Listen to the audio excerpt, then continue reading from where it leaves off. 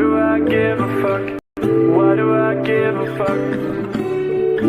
Why do I try so hard? Why do I care so much? Welcome to Why Do I Give a Fuck? A cross-cultural conversation between myself, Deanne Tate, and Johanna Thompson. In these times of great struggle and possible shift, we ask ourselves, why do we give a fuck about any of it? How does the lens we see the world through impact what we see?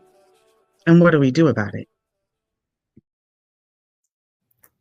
Hello, Deanne. How are you? Hello. How are you? I'm all right. I'm okay. Good.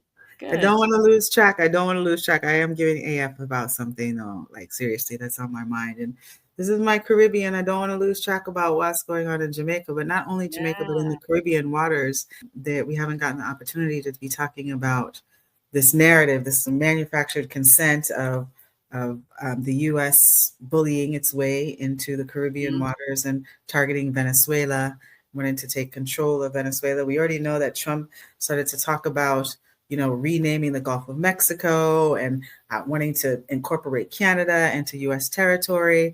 And now, blowing people out of the water. There were 83 people on 22 boats since September 2025 that have been aggressed by U.S. military, and CARICOM, which is the Caribbean community of about 15 member states and 5 associate members that have come together to really call for Caribbean waters to remain a zone of peace, because most of the Caribbean people, especially Jamaican people, out of many one people, we don't think about all of these negative vibes of bringing in war and not welcoming a diversity of people to our various islands. And we want to be able to kind of keep and hold that culture. So it's really a serious conversation to be had about what's going on in the Caribbean waters, on top of Jamaica trying to restore itself, determine who their allies are going to be, working with China, working with the United States, working with Canada, working with Britain or the UK on supporting like the rebuilding of the island at this time. And so, we got to talk about when superpowers are becoming less of a superpower, and then they start to like strike out at different places to try to maintain their positionality. So, have you heard about any of these that's going on? What are your thoughts about it? Oh, so much. I mean, it is. The whole watching all of it happen. It's like once you understand that there's a story being told, it's like a play being written in front of your eyes. Once you understand that, it becomes a little easier to parse through what you're hearing and really kind of see the focus. But I remember a time in my life where I didn't hone in on those messages. And so that's probably been a very different experience for you than it has been for me.Maybe not, but as a U.S. person, most of the information that we get is some type of manufactured consent, right? Helping us to going along with different war. And then those of us who know the impacts of some of the harm, that's when you see us getting in the streets, stepping out, talking against some of the policies of the U.S. Puts throughout the globe. So we wanted to talk about manufacturing consent today because it feels like there are so many examples of it right now. I mean, they're, like you said, as a USian, everything that we're told is in the service to manufacturing consent, and I'm definitely learning how to unpack that more. But just in recent months, and certainly, I mean, we haven't even been a year with this president at this point, and so certainly pretty much the entire time he's been in office, and even before that, when he was in office the first time, manufacturing consent was definitely something that he weaponizes on the regular. And I know that we've been watching pretty closely, as you mentioned, the boats that have been blown up and the 83 people that have died as a result in the Caribbean waters. And I want to say out loud, those are international waters. So these are war crimes that are happening when, and it doesn't matter that he says he thinks that they're all narco traffickers. It doesn't matter that he says that Pete Hegseth, who is our Secretary of War, doesn't matter what they say. They are executing people without cause, without trial, without probable anything, without no justification whatsoever in international waters, which no country in this world is allowed to do. Whether or not can you imagine as much drugs and guns as the U.S. Exports off of the island? Can you imagine if any other country decided to just start blowing up planes and boats that they believed had guns and drugs from the U.S.? Yeah, what the responsiveness of that would be? It's incredibly absurd to think that there would not be very swift repercussions to almost any other country. Of course, we've certainly seen that Israel seems to still be able to get away without any repercussions. But Israel is an arm of the U.S., so those two things go hand in hand in terms of the accountability piece. But yeah, it has been something that I've been learning about more deeply, and in terms of how the narrative that we're told about groups of people, about parts of the world, I mentioned to you earlier before we got on that I'm trying not to use the term Middle East. Yes. When talking about what's happening in Palestine, because Middle East is a colonial term. And there's a video that I saw on Instagram. I don't know the woman's name. I think she's a scholar of the I almost said Middle East. I need to come up with another term. And she stopped. She was in an interview and she stopped the woman that was interviewing her. The woman used the term Middle East and she stopped her and she said, no, we need to talk about this. You cannot say Middle East. It's middle to whom? Middle. It's all based on the British mindset of how that part of the world is organized. And so there's just so many. We will never get to the bottom of the well of these types of narratives and stories that cause us as a USian public, but then also as a global citizen, causes us to explain away and justify the brutality and weaponization against other humans on the planet for whatever reason, for whatever purpose. Anti-blackness. And even if you don't identify as Black, it's just anything that's non-white is seen as Middle Eastern, outside of Western civilizations, ideologies. And those are the things that are like super harmful, especially when a majority of the globe is non-white, right? The percentages of actual people that exist across the globe is like 89 to 90 something percent of non-whiteness that exists. Do you think that's changing though?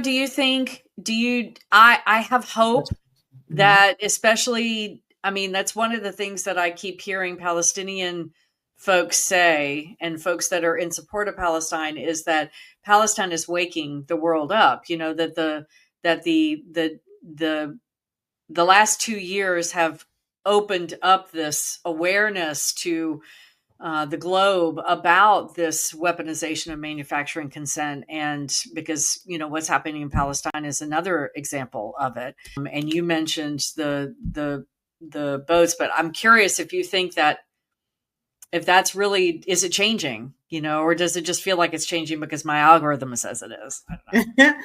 I think that there is a lot of suspended animation of disbelief of, white supremacy and anti-Blackness. And I don't think that people are naming and calling exactly what it is. Like, calling the kettle black. Not calling the kettle black. Yeah. But and I that's think based on racism too somewhere. That's saying. But this is like a US tactic. Like if you're thinking about like the history of the development of the United States, all of it came from manufactured consent, even from beginning with Manifest Destiny. Like we are destined to come and control and take over this land and this territory. And then for all of the world wars, all of this like they were anti-German, they were anti-Irish, and there was all of these negative narratives. Like Black and indigenous people weren't even considered in that conversation. So other Right. quote unquote white identified people, before they were named as a white, they were named as where they were in the countries that they were coming from. And there was all kinds of propaganda and narrative storytelling about how evil and horrible these people were, to get the US citizens that existed at that time to want to go to, World War I and World War II on a large global scale. And so the US is really, really good at that. And now we're seeing that they're using the same exact tactic to take on smaller countries and smaller islands in the Caribbean with a lot of resources. We're also seeing that on the continent of Africa, the unification of a lot of the African nations coming together and saying that we're not going to allow this colonialism. We're not going to allow these narratives to continue. And I do think that Palestine has allowed the world to be in consideration of folks that are not always subscribing to manufactured consent and subscribing to these narratives, because now their technology is allowing more voice to be heard against Western civilization and all of these things. And the data is aggregating that all of the lies that are coming out of white supremacy and things like that. So there's more of a challenge because we have more resources to challenge it. Right. Like right now, they're saying there's a ceasefire, but yet they've killed almost 900 people since the ceasefire began. And so none of it is real, and and for those of you who maybe haven't heard manufacturing consent, that term before, as I came to understand it, it was just, what is the story that's being told to me that somewhere in my brain gives me permission to believe that the story justifies somebody being harmed in one way, shape, or form, or it justifies somebody doing something to someone else, whether it's a nation state or it's a government to its people or it's a government to somebody else's people.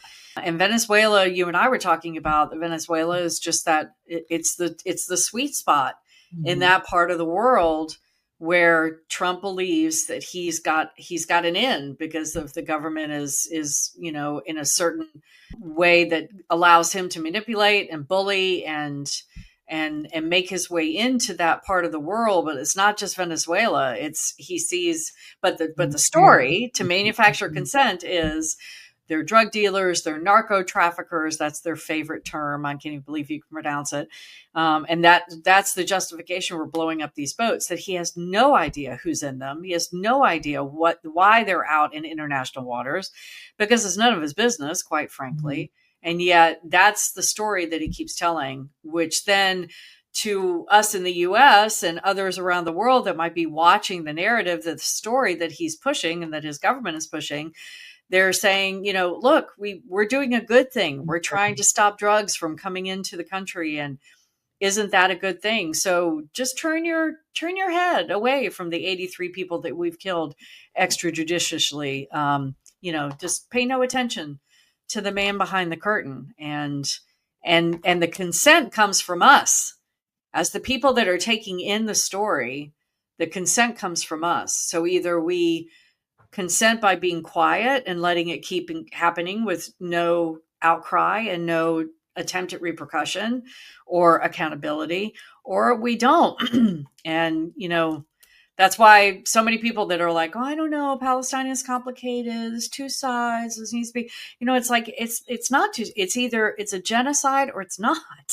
And if you're quiet about it, then that means you're okay with genocide. And so it just, and that I think the reason why that's so hard to get through people's heads is because we've had generations after generation after generation, name the entire history of this country, the US, and then others, under this guise of manufactured consent. We're so used to being told what to believe when it comes to justifying harm that that critical thinking skill is just not even there.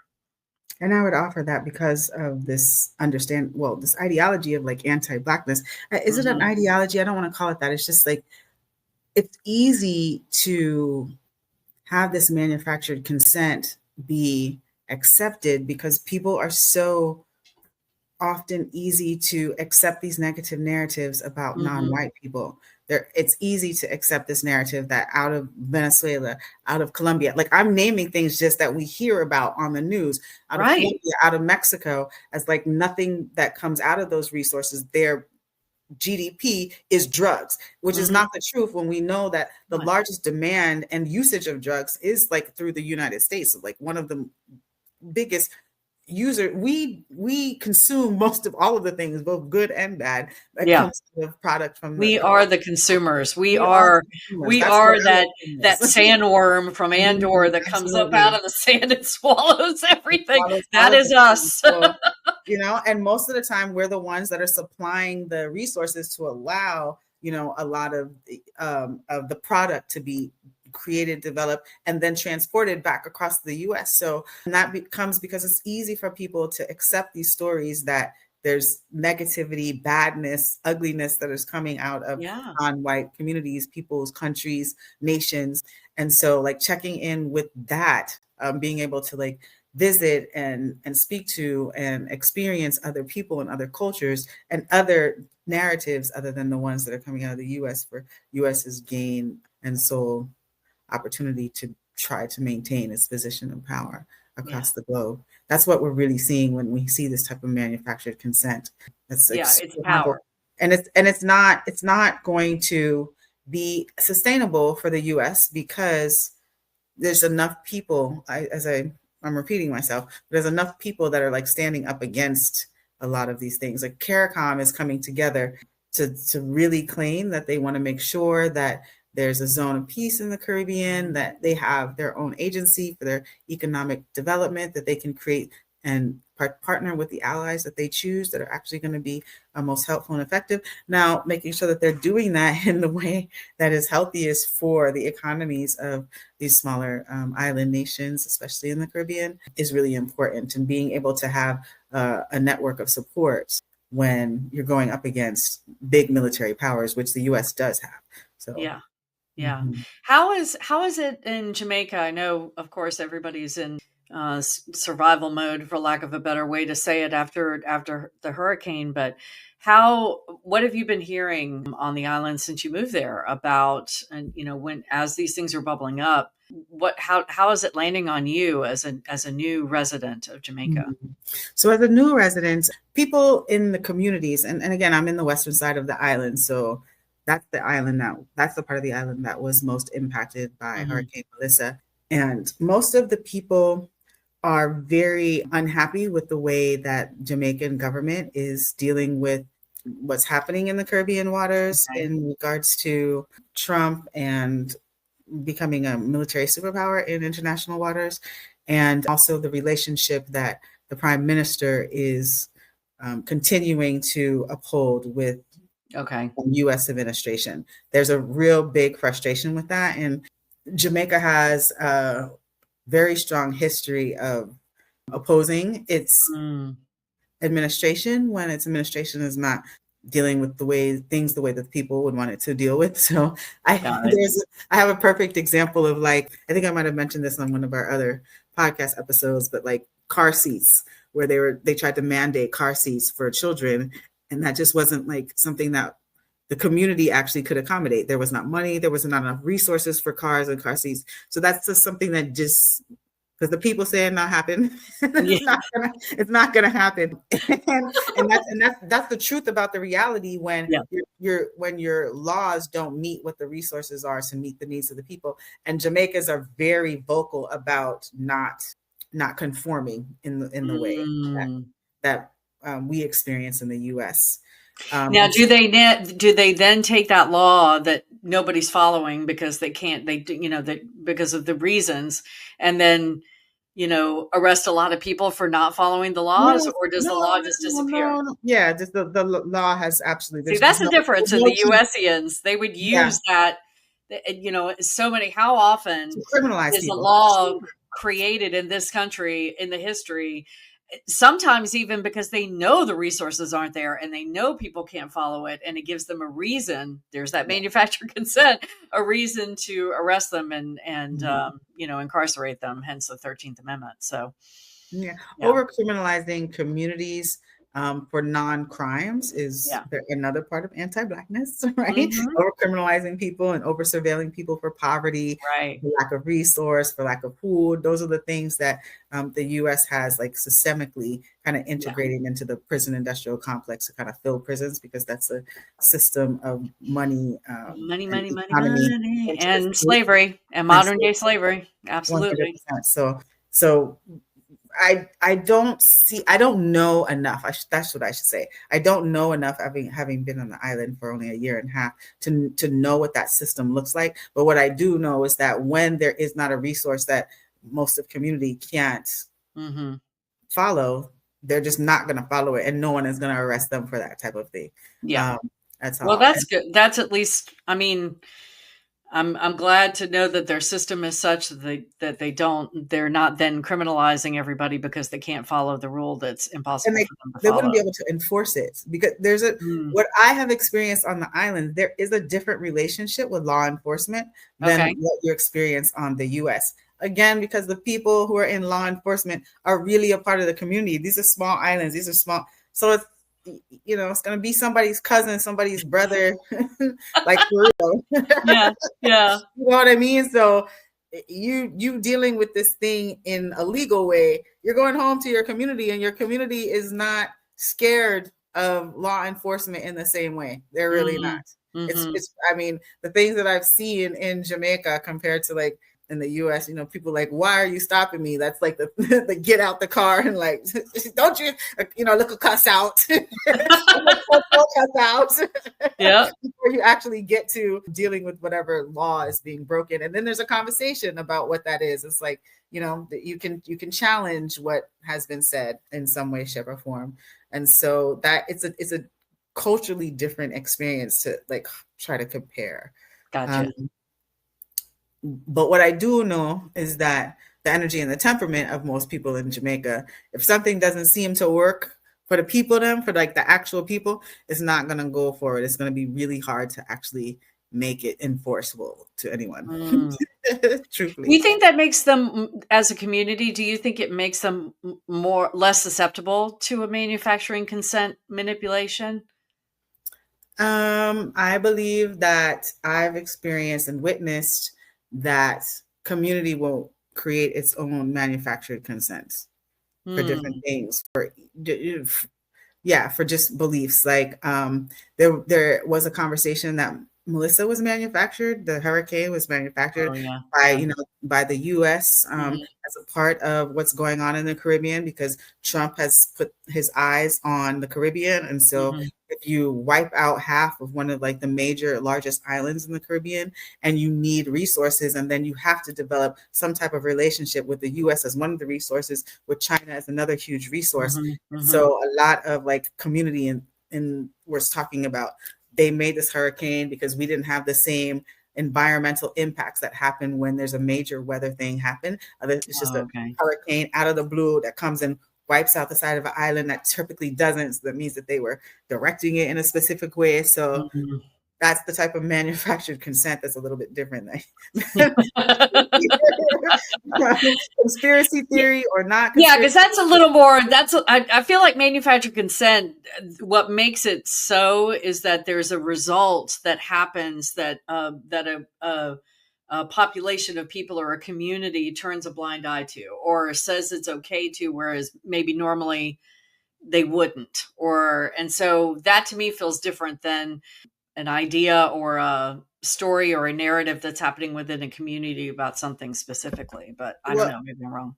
Yeah, well, and there's two folds, because like not so much racism that you experience on the island of Jamaica, but lots of classism. Okay. Okay. Right? So a bit of it would be turning a blind eye to the fact that one of the most resourced areas of the island was purposely wiped out when it typically wouldn't be the targeted area, so that those that are in power can build these AI communities. What are they called? Smart cities. Oh. So that's like one of the things that's happened. And so that is what the conversation is, because there has been like a constructive goal to do smart cities in Jamaica. And now one of the most beautiful parts of the island is wiped out. has been clear cut as they Completely do in the clear-cut. US routinely. And it's Yeah. going to be really hard for, I mean, people know the land and they know their land, but it's going to be really hard without the papers to prove that that land is yours. And the government come in with, their surveyors and say, this is not yours, this is ours now, or Yeah. put, taxes and things like that people are not going to be able to be Right. resourced to Right. come up with at this time. And so it'll be interesting to see what happens in that respect. Yeah, definitely. Definitely. Well, when we were talking about this topic, there were a couple of things that I wanted to share with folks, and we love to tell you about books around here. So, so this book that I wanted to let folks know about is called Manufacturing Consent. It's by Edward S. Herman and Noam Chomsky. And if you're watching our podcast today, you can see there's a QR code that just popped up in the upper left corner, and you can scan that to order this book through Bookshop, or you can go to your library. I know that using your library card is always a very important thing to do to support local libraries. So, but this talks a lot about, well, the subtitle is The Political Economy of the Mass Media. And so it's got more of a USian framework, thinking about how the US media uses its 24-hour news cycle to manufacture consent within the USian citizenship. Absolutely. And so it'll And open mass your media eyes is for sure. changing. And mass media is changing. The representation and how news is being told in the U.S. now is really following this path It of is. 2025. Yeah. Because it used to be that 2025. the news told you the news, and maybe even that's wrong to say that it used to be that. There are many people that would say the media has always been a propaganda machine. Absolutely. But if you look back at news clips of the back in the 60s, or even into the 70s, and you watch like Walter Cronkite and some of the big names that we used to see on the screen, there was nothing glamorous about it. He got up there usually with a lit cigarette in his hand and the stream of smoke going around his head, and he was just telling you what was happening around the country. It was not the entertainment fanfare, ad push, that kind of thing that you see now.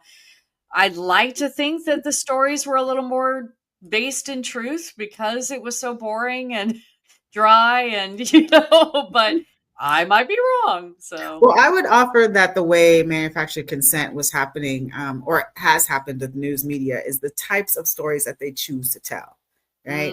What they focus on and how they vilify and who it is that they vilify. And I think that the U.S. has been particularly masterful in that. Really good at forever. that. Yeah. Well, the last thing I want to suggest to folks before we go, because I know we are all a video consuming world. Yes. This is a movie that came out in 1997, so it's been around, but it holds up. It's called Wag the Dog. All right. For those of you who are listening and not watching, I've got a picture of Dustin Hoffman and Robert De Niro on the screen. They're the lead. Anne Heche is in this as well. And the story is Dustin Hoffman is a film producer, and Robert De Niro works for the government, works for the president. And I think the president at the time is going through a particularly rough time in the polls, probably leading up to an election, if I remember correctly. And Robert De Niro approaches Dustin Hoffman to do some sort of manipulation to create some storyline that will make the president look better in the eyes of the public so that he'll go up in the polls. And eventually what they end up doing is creating a war. Now, they didn't necessarily create a real war. They created a manufactured war. So it's all on video, and Dustin's coming up with the ideas and how can we do this? And we need the girl, and what is she carrying? And, it's terrifying to watch, but it's a really good representation of what we are talking about today with manufacturing consent, and how easily we can be drawn in to these stories and to these narratives about something that needs to happen solely for the purpose of propagandizing somebody else that were trying to uphold power, get into power, maintain their power, triple their power. And so I wanted to just put a plug in for that. I think you can still find it on Netflix. Sorry for the plug for the streaming, but yeah, if you haven't, did you ever see it? Do you remember if you ever saw it? I don't remember, but then I don't remember, and I don't hold movies. But I did just look up some like current things. Okay. On Black Mirror, there was an episode like Men Against Fire that you can see that kind of speaks into manufacturing consent. Okay. American Factory, a 2019 documentary about the cultural clash that occurs when Chinese companies take over a former General Motors plant. So American Factory, that was? Yeah, American Factory. Okay. And so that was 2019. And then Black Mirror is the one that's like more contemporary if people are interested in checking. Okay. So American Factory, that was 2019. Yeah. And then a Black Mirror episode. What was the name of the episode? Let me look again. That's because it is. I'll put all of these things for those of you who are listening or you're driving or whatever. I'll put all of these links in the notes so that you can. Fire. Men Against Fire. Okay. Yeah. So. All right. So you can find out, you can learn a little bit about manufacturing consent and be on the lookout for it in the way that you're receiving information about what's going on across the globe. Yeah. I mean, it's a question of always consider the source. Always consider the source of the information that you're getting. Do your best to, and always look at it with a critical lens, and just know that even when people are coming to you with the best of intentions, last episode we talked about intent versus impact. Even if somebody's coming to you with the best of intentions, they still have a story to tell. And there's a reason that they tell it in the way that they tell it. And that doesn't necessarily mean that they have some nefarious aim, but it just means that we always have to be in consideration of the lens that people see things through and how they tell us about it. Even you and I. I mean, that's why we started this podcast, right? Because I see things through a different lens than you do. And we found that these dialogues were really informative for both of us. I mean, before, I've said something about whiteness. You're like, oh my God, I need to know more. Tell me. Yes, remember. What are you doing? I never thought of that before. Tell me more. So, I mean, it's super important, especially in the days of AI and how easy it is to make things look a certain way. And it's just getting easier and easier every day, and harder for you to realize that it's been manipulated. So you just always have to assume that people are trying to manipulate you somehow, and then figure out what that is. And it means more work, but at least you feel like you're engaging in it instead of just letting it fill your head. And, that's not good either. So. Anyway, well, thank you, my friend. Thank you too. Always After this good. conversation. Yeah, we'll see you again on the next episode. Absolutely. Bless. Why do I give a fuck? Thanks for joining us. Until next time, as you move throughout your day, continue to ask yourself, Why do I give a fuck? Why Do I Give a Fuck is produced in collaboration with Johanna and Deanne. Music by Norwegian musician Water. See you next time.